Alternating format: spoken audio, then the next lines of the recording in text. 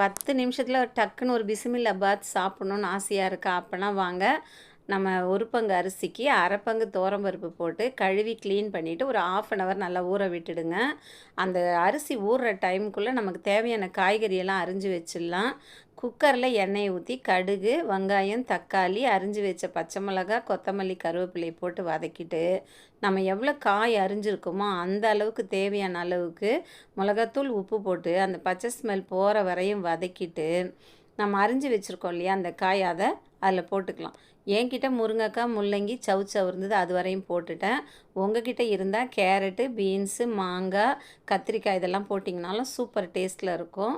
இப்போ நாம் ஊற வச்சுருக்க அந்த அரிசியும் பருப்பையும் நம்ம அதில் கொட்டிட்டு ஒரு 10 பல்லு பூண்டை உரித்து போட்டு குக்கரை ஒரு 3 விசில் வர அளவுக்கு வச்சுட்டு நம்ம இப்போ தாளிக்கிறதுக்கு ரெடி பண்ணிடலாம் வாங்க.